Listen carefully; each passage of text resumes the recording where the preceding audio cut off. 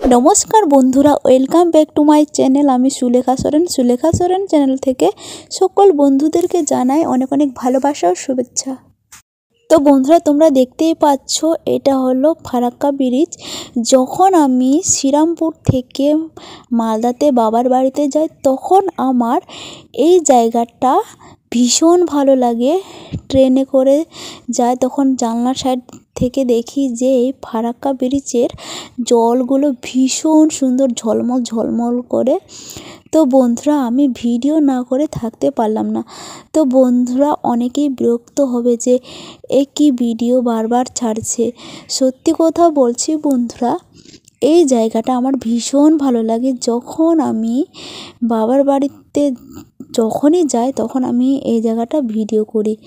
এই ব্রিজটা কিন্তু আমার মানে ভীষণ ভালো লাগে। আর সব থেকে ভালো লাগে আমার জলগুলো দেখতে ভীষণ ভালো লাগে। একেবারে সাদা ফটফট একবারে ঝলমল ঝলমল করে।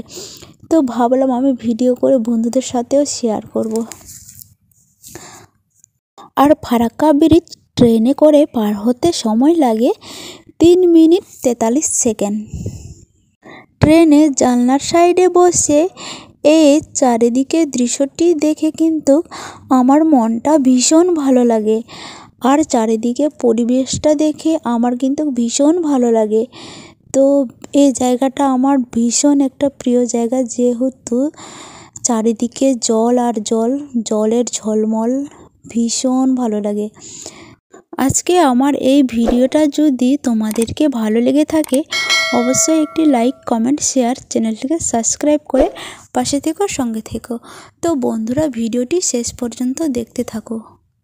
তো বন্ধুরা 3 মিনিট 43 সেকেন্ড ট্রেনে করে পার হতে সময় লাগে, কারণ ট্রেনটা এখানে ধীরে চলে স্লো চালায়, তার জন্য 3 মিনিট 43 সেকেন্ড পার হতে সময় লাগে।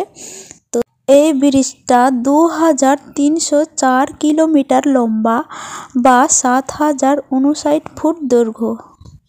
তো বন্ধুরা এখানে 109টি গেট আছে।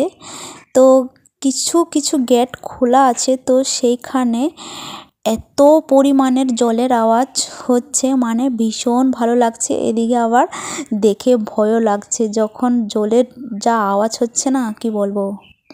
তো বন্ধুরা ভিডিওটি শেষ পর্যন্ত দেখতে থাকো, অবশ্যই ভালো লাগবে।